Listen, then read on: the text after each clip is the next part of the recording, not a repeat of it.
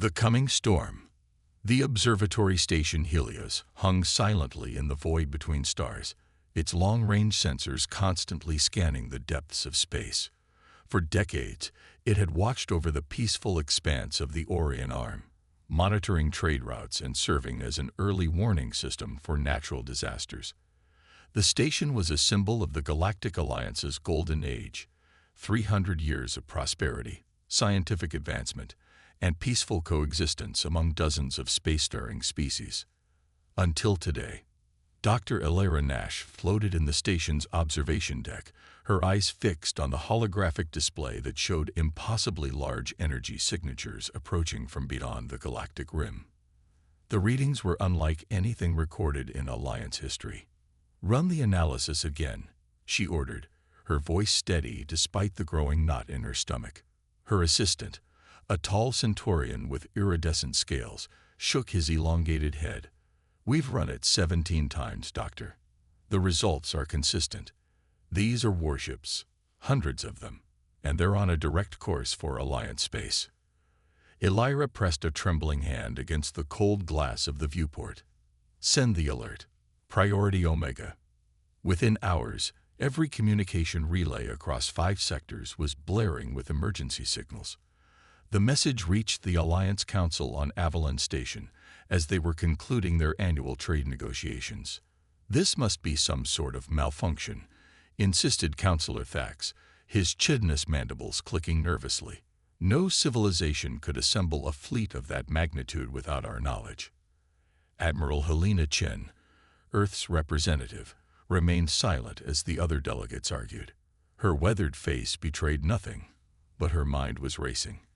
Humanity had always prepared for this day, even when their allies dismissed their warnings as paranoia. The chamber fell silent as a transmission cut through their debate. The holographic projector in the center of the room flickered to life, revealing a figure that sent chills down the spines of everyone present. The being stood over 7 feet tall, with dark gray skin stretched tight over a skeletal frame. Its eyes were solid black, reflecting no light, and when it spoke, its voice resonated with unnatural harmonics. "I am Supreme Commander Vexnar of the Vexaran Dominion. Your insignificant alliance exists in space that rightfully belongs to us. You have 2 standard cycles to surrender unconditionally. Those who resist will be eradicated. Those who submit will serve." The transmission ended, leaving the council chamber in stunned silence. "They can't be serious," whispered a Procyon delegate, his fur standing on end. "The Alliance encompasses over 300 star systems. We have defense fleets, planetary shields." "Which will mean nothing if those energy readings are accurate," interrupted Admiral Chen, speaking for the first time. "This isn't a negotiation or an invasion. It's an extinction event." The next 12 hours brought reports of the Vexaran fleet engaging outlying Alliance outposts. The defenders didn't stand a chance. Entire stations were vaporized before they could even raise shields. Colony worlds went dark one after another. Refugee ships poured toward the core systems, bringing tales of horror and unstoppable force. The Alliance Council reconvened in emergency session, desperation evident on every face. "Our combined fleets can establish a defensive line at the Arcturus Passage," offered the Pleiadian admiral, pointing to a strategic choke point on the galactic map. "If we concentrate our forces." "You'll delay them by perhaps 1 cycle," Admiral Chen interrupted. "Maybe 2. It won't be enough." The Rigelian Chancellor turned to her, eyes blinking rapidly in irritation. "Then what do you suggest, Admiral? Your own Earth fleet hasn't even responded to our call to arms. Are humans planning to abandon the Alliance in its hour of need?" Helena Chen stood, her uniform crisp despite the 18 hours she'd been in session. "Earth will respond in its own way, Chancellor. For now, I suggest you focus on evacuating civilians from the projected path of the Dominion fleet." "That's your plan? Retreat?" The Chancellor's voice rose in pitch. "While your ships hide in your home system." Chen's expression remained impassive. "I didn't say our ships were hiding, Chancellor. I simply said they won't be joining your defensive line." She departed without further explanation, leaving confused murmurs in her wake. 3 days later, the combined Alliance defense fleet engaged the Vexaran Armada at the Arcturus Passage. The battle lasted less than 6 hours. Alliance vessels, representing the finest technology of a dozen advanced civilizations, were systematically destroyed by weapons that seemed to ignore shields and armor alike. The few surviving ships retreated in disarray, their captains reporting that the Vexarans had barely slowed their advance. By the end of the week, 17 Alliance worlds had fallen. The Vexaran Dominion issued no further communications, no demands for surrender. They simply continued their inexorable push toward the heart of Alliance space, and still, Earth remained silent. The whispers began in council chambers and refugee camps alike. Humanity had abandoned them. The Terrans had recalled their fleets to defend their own world, leaving their allies to face annihilation alone. Some even suggested that humans had somehow struck a secret deal with the invaders. Supreme Commander Vexnar observed the tactical display aboard the Dominion flagship Inevitable Conquest. His second-in-command, Sub-Commander Krell, approached with a data tablet. "The Alliance forces continue to fall before our advance, Supreme Commander. Their technology is primitive, their tactics predictable." Krell's tone was confident, almost bored. "And the humans?" Vexnar asked, his obsidian eyes fixed on the display. Krell hesitated. "We have detected no human vessels among the Alliance defenders.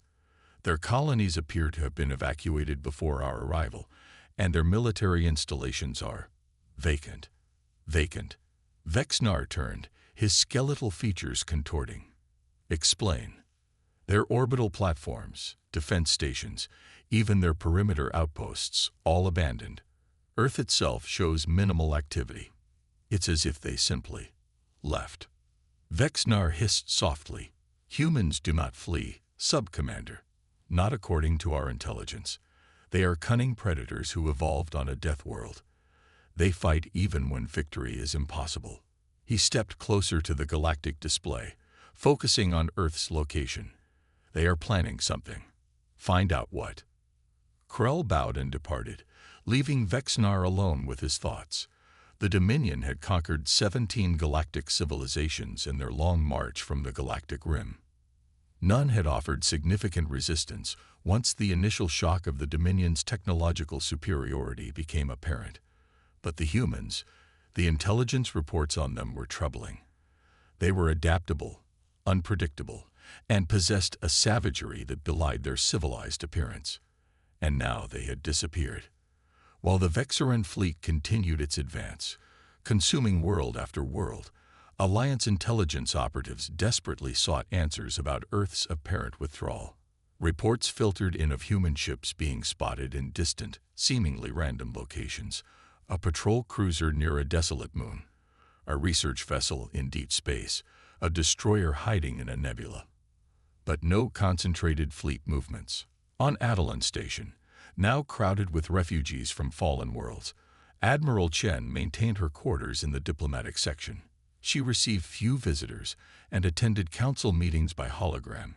Citing security concerns, the rumors about her and her species grew darker with each passing day, until a coded message reached her private terminal. Hyperion Protocol initiated. Moros deployment at 82%, awaiting final authorization. Chen's fingers moved swiftly across the encrypted console. Her authorization code unlocked a secure channel directly to Earth Command. The face that appeared on her screen was that of Fleet Admiral Takahashi, his expression grave but determined. "Helena, the Council still believes we've abandoned them." "Yes," she replied simply. "As we expected. The Regellians have been particularly vocal about our cowardice." Takahashi's mouth twitched in what might have been a suppressed smile. "Their opinion will change soon enough. Project Tartarus is ready. The Vexarans have taken the bait and committed their main fleet exactly as predicted." "Casualties?" Chen asked.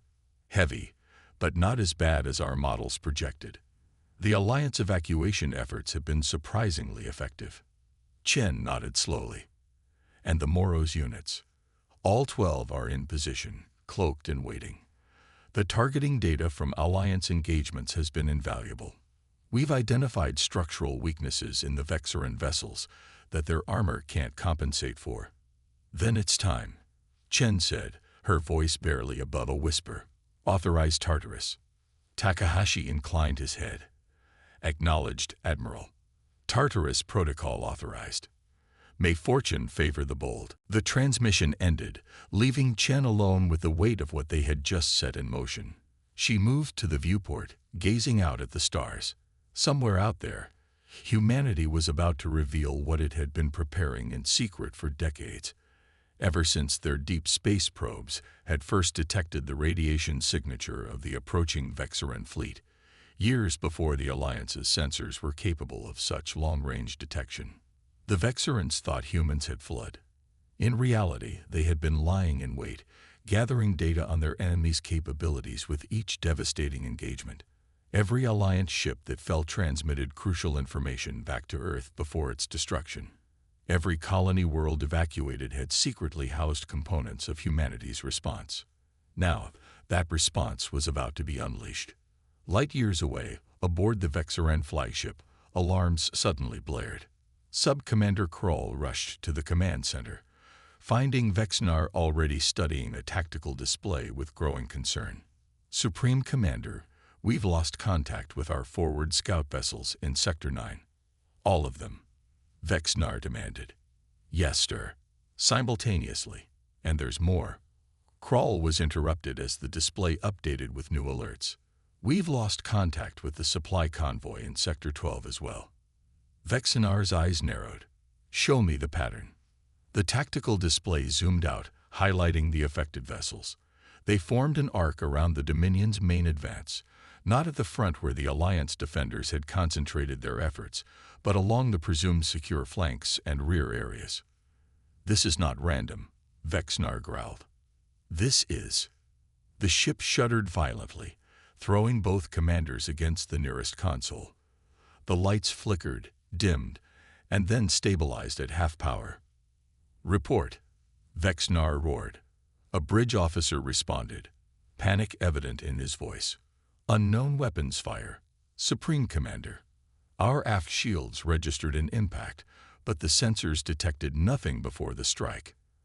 As if in answer to their confusion, every communication system aboard the inevitable Conquest suddenly activated simultaneously.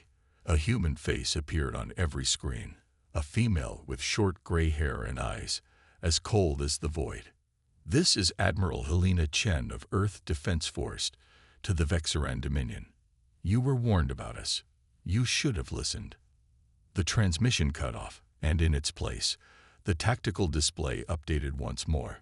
All across the invaded territory, Dominion vessels were going dark or sending distress signals. At the same time, new signatures were appearing on the sensors. Human warships materializing from what appeared to be empty space. The tide had turned. The first phase of humanity's counterattack had begun. And the Vexarans were about to learn why the Alliance worlds that knew humans best had a saying. Pray you never see what happens when humanity stops being diplomatic and starts being efficient. Titans unveiled. The command center of Avalon Station had transformed over the past week. Once a place of diplomatic discussions and administrative meetings, it now resembled a war room.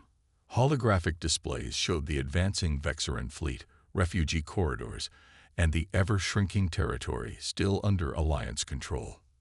The Dominion will reach Avalon in less than 3 days, announced the Arcturian defense minister, his translucent tentacles twisting anxiously. Our remaining fleets cannot stop them. The gathered representatives, what remained of the once proud Galactic Alliance Council, fell into desperate debate. Some argued for a last stand at Avalon. Others pushed for complete evacuation to the farthest reaches of known space. A few even suggested attempting surrender, though the Vexarans had ignored all previous communications. In the midst of this chaos, the massive doors to the command center slid open. Admiral Helena Chen walked in, flanked by 2 human officers. The room fell silent immediately. Admiral, the Pleiadian Chancellor said coldly, How generous of you to join us after your species abandoned the Alliance. Chen didn't react to the barb. Instead, she gestured to her officers, who activated a device on the central table. The holographic displays around the room flickered, then changed to show a completely different strategic map. "What is this?" demanded the Rigelian representative. "The actual state of the war," Chen replied simply. "As of 6 hours ago." The council members stared in disbelief. According to the new display, the Vexaran advance had not only halted but was now showing significant losses across multiple sectors. Dozens of Dominion vessels were marked as destroyed or disabled. This is impossible," stammered the Arcturian. "Our forces were decimated. Who is fighting back?" Chen's expression remained impassive. "We are." She touched the console, and the display zoomed in on a section of space near the Horsehead Nebula. There, a massive human warship, unlike any vessel the Alliance had ever seen, was engaging 3 Vexaran cruisers simultaneously. The Council watched, stunned, as the human ship seemed to vanish and reappear at will, firing weapons that bypassed the Vexaran shields entirely. When the first long-range probes detected the Vexaran radiation signature 15 years ago, Earth began preparing, Chen explained. "We tried to warn the Alliance, but our concerns were dismissed as paranoia. So we developed our own countermeasures in secret. Project Aegis," she continued, "a comprehensive defense initiative with one goal: developing technologies capable of defeating a technologically superior enemy. We studied everything we could learn about the Vexarans, from intercepted communications and deep space reconnaissance." The Pleiadian Chancellor's luminescent skin pulsed with emotion. 15 years. "You knew of this threat for 15 years and said nothing." "We did say something," Chen corrected. "We proposed multiple defense initiatives to this council. All were rejected as unnecessarily aggressive and diplomatically provocative. So we acted alone." She gestured to the display again, showing more human vessels engaging Vexaran ships across Alliance space. "The Moros-class stealth destroyers you're seeing now represent just one component of our response. Equipped with quantum displacement drives and phase-shifted weaponry, they're capable of penetrating Vexaran defenses that have proven impervious to conventional attacks." The council members exchanged looks of astonishment and, in some cases, shame. The Arcturian defense minister was the first to find his voice again. "Admiral, why did Earth withdraw its forces when the invasion began? Why let so many Alliance worlds fall?" Chen's expression hardened. "We didn't withdraw. We redeployed. While your fleets confronted the Vexarans head-on, gathering critical combat data with each engagement, our ships moved into position for a coordinated counterattack. We evacuated our colonies not in retreat, but to clear the battle space for what comes next." She looked around the room, meeting the eyes of each council member. "We needed the Vexarans to commit their forces, to extend their supply lines, to grow confident in their superiority. Now they have." A communication officer interrupted, approaching Chen with evident urgency. The Admiral listened to the whispered message, then nodded grimly. "It appears," she announced to the Council, "that the Vexarans have just discovered our strategy. Their main fleet is altering course. They're no longer heading for Avalon." She paused, the hint of a smile touching her lips. "They're moving to engage our primary battle group." "And is that good news?" asked the Rigelian representative hesitantly. "It's exactly what we wanted," Chen replied, turning back to the display. "The trap is set. Now we spring it." Aboard the Vexaran flagship Inevitable Conquest, Supreme Commander Vexnar surveyed the damage reports with cold fury. In the past 12 hours, the Dominion had lost more ships than in their last 3 conquests combined. Human vessels materialized from nowhere, struck with impossible precision, and disappeared before effective countermeasures could be deployed. "The reports are confirmed," Supreme Commander, Sub-Commander Krull said, his voice tight with tension. "The humans possess some form of cloaking technology beyond our detection capabilities." Not cloaking, Vexnar corrected, studying the technical analysis. Something more fundamental. They're shifting partially out of normal space-time, becoming momentarily intangible. He gestured to the tactical display, where a new formation of human vessels had been detected. Unlike the smaller ships that had been harassing his fleet, these were massive, dreadnoughts that rivaled the inevitable conquest in size. They reveal themselves now because they want us to come to them, Vexnar hissed. This was their plan from the beginning, to draw us in, to make us commit our forces. Kral's expression showed confusion. But Supreme Commander, even with this technology, they cannot hope to defeat our entire fleet. We still outnumber them significantly. Vexinar's obsidian eyes gleamed with a mixture of rage and reluctant admiration. Numbers mean nothing if their weapons can bypass our defenses. We need to adapt. He turned to his tactical officer. Reconfigure our shield harmonics. Randomize the oscillation patterns. Deploy spatial distortion mines along our approach vector. He straightened to his full height, towering over his subordinates, and send a transmission to their admiral. I wish to speak with this. Chen. The human vessels maintained their position as the Vexaran fleet approached. No longer hiding, they formed a precise geometric pattern in space, a literal line in the cosmic sand. Behind them, the Alliance core worlds waited, their populations watching nervously as humanity's forces prepared to make their stand. On the bridge of the EDF Thermopylae, Admiral Helena Chen received the incoming transmission from the Vexaran flagship. The face of Supreme Commander Vexnar appeared on her view screen, his skeletal features even more unsettling in high definition. Human, he began without preamble. Your species has demonstrated unexpected capability. Your tactics have been impressive, but ultimately futile. Chen regarded him coolly. If they're so futile, Commander, why contact me at all? Vexinar's expression didn't change, but something flickered in his obsidian eyes. To offer terms, the Dominion is not unreasonable. Your species has earned a place of privilege in our new order. Surrender now, serve as our vanguard in future conquests, and Earth will be spared. Chen allowed herself a small smile. That's very generous, Commander. But I have a counteroffer. Retreat from Alliance space immediately, and we'll allow your remaining ships to return home unharmed. A sound emerged from Vexnar that might have been laughter. A harsh, grating noise. You still don't understand what you face, human. Even with your technological tricks, you cannot defeat the might of the Dominion. We have conquered 17 galactic civilizations. Yours will be the 18th. You're partly right, Commander, Chen replied, her voice calm.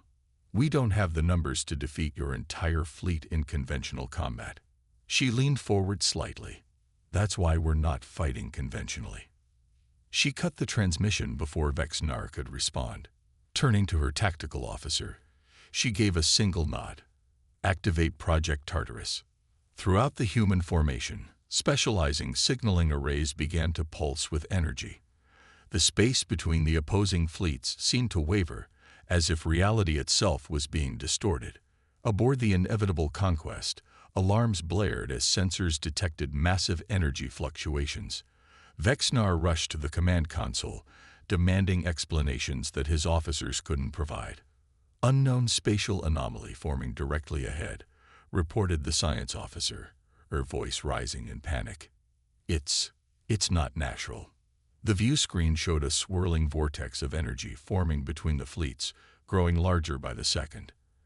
As the Vexarans watched in horror, the fabric of space-time itself began to tear open. Evasive maneuvers, Vexnar commanded. All ships, break formation and... His orders came too late. From the artificial rift emerged a vessel so massive it dwarfed even the largest ships in either fleet. It was roughly cylindrical but with geometric patterns etched into its obsidian hull that seemed to bend light around them. No visible weapons ports or propulsion systems could be seen, yet it moved with deliberate purpose. What is that? Breathed Kral, his composure finally breaking. On the bridge of the Thermopylae, Chen watched the deployment of humanity's ultimate weapon with grim satisfaction. That, she said to her officers, though the Vexorans couldn't hear, is the Nemesis, the first and only Singularity-class vessel ever constructed. The Nemesis positioned itself between the human formation and the Vexoran fleet. For a moment, nothing happened. Then, without warning, hundreds of Vexoran ships suddenly lost power, their systems going completely dark. Others began to drift, as if caught in some invisible current, pulled inexorably toward the human superweapon. Gravitational manipulation on a scale never before achieved, Chen explained to her stunned bridge crew. The Nemesis generates localized gravitational fields so powerful they can selectively disrupt enemy systems without affecting our own ships. The Vexoran fleet was in chaos. Attempts to fire upon the Nemesis proved futile. Energy weapons dissipated harmlessly before reaching its hull, while physical projectiles were caught in its gravitational field and sent spiraling into their own vessels. Aboard the inevitable conquest, Vexnar watched in disbelief as his invincible armada was systematically neutralized, not destroyed. That almost would have been preferable, but rendered impotent, like toys whose batteries had been removed. Supreme Commander, Krall reported, his voice hollow, 30% of our fleet is no longer responsive to commands. Another 40% reports critical system failures. We cannot maintain formation. Vexnar's skeletal hands clenched into fists. All functional vessels, concentrate fire on that monstrosity. Overload your weapon systems if necessary. The remaining Vexoran ships that could still maneuver formed a hasty attack pattern, unleashing everything they had at the Nemesis. Energy beams and projectiles filled the space between them, a desperate fusillade that would have annihilated any conventional opponent. The Nemesis didn't evade. It didn't even seem to notice the barrage. Instead, its hull began to pulse with a deep blue light that grew steadily brighter. The geometric patterns etched into its surface glowed with increasing intensity. Energy buildup detected, reported the tactical officer on the Thermopyla. The Nemesis is preparing to deploy its primary system. Chen nodded solemnly. Inform all human vessels to activate their temporal shielding. The blue glow surrounding the Nemesis reached blinding intensity, and then collapsed inward, as if the massive vessel were consuming its own light. For a split second, the battlefield seemed frozen in time. Then, a pulse of pure energy expanded outward from the Nemesis in a perfect sphere.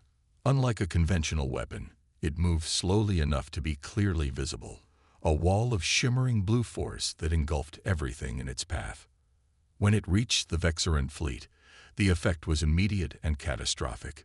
Ships caught in the pulse didn't explode or disintegrate. They simply stopped.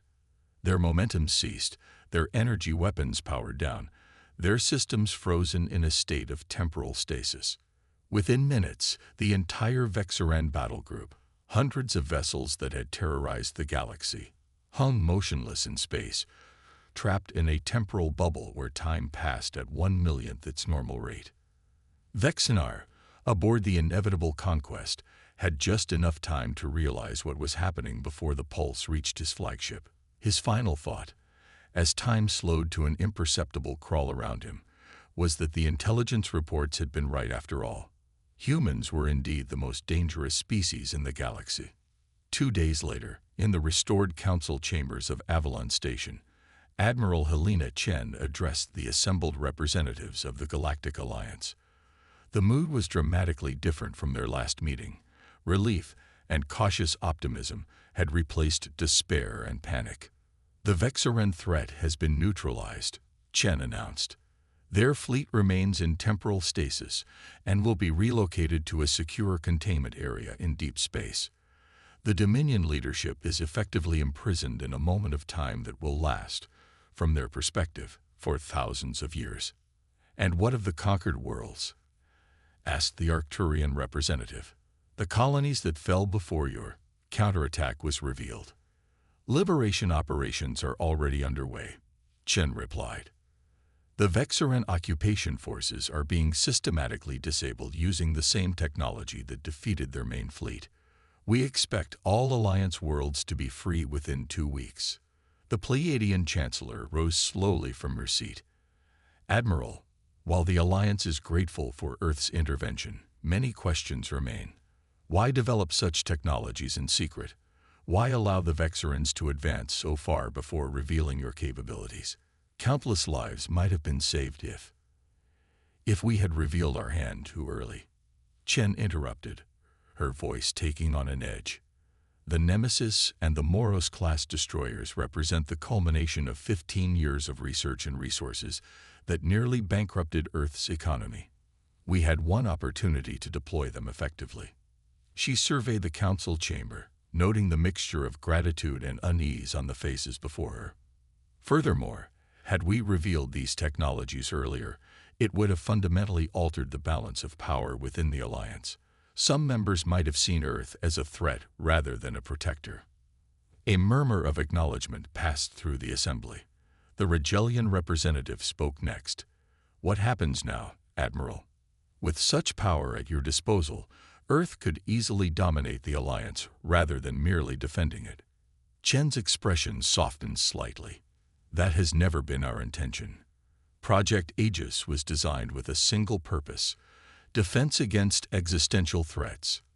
Now that the Vexoran threat has been neutralized, we propose the establishment of a joint defense initiative, with all Alliance members participating equally in the continued development and deployment of these technologies. She placed a data crystal on the council table. This contains the complete technical specifications for the quantum displacement drive and phase-shifted weaponry used by our Moros-class vessels. Consider it Earth's contribution to the new Alliance Defense Force. Shocked silence fell over the chamber as the implications sank in. Earth was willingly sharing technology that could have guaranteed its dominance for generations. Why? Asked the Arcturian simply. Chen's gaze swept around the room once more. Because we understand something the Vexorans never did. True power doesn't come from conquest or domination. It comes from cooperation, from combining our strengths and compensating for each other's weaknesses. She straightened, her voice carrying clearly to every corner of the chamber. Humanity didn't develop these technologies because we wanted to rule the galaxy.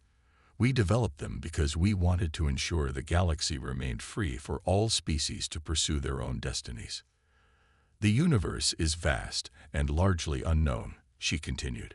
The Vexorans may not be the last threat we face, but whatever comes next, we'll face it together, as allies, as equals, and as friends. The council chamber erupted in applause. Representatives who had days earlier cursed humanity's apparent cowardice now stood in ovation for its foresight and generosity. As the celebration continued around her, Admiral Helena Chen gazed out at the stars visible through the station's viewport. The Vexorans had called their flagship the Inevitable Conquest, believing their victory was predetermined by their technological superiority. They had failed to understand that technology alone does not determine the outcome of conflicts. Sometimes, victory goes not to the strongest or the most advanced, but to those willing to think differently, to prepare meticulously, and to fight not just for survival, but for something greater than themselves. The Vexoran Dominion had claimed their fleet was unbeatable. They had been proven wrong in the most decisive way possible, and the galaxy would never be the same again.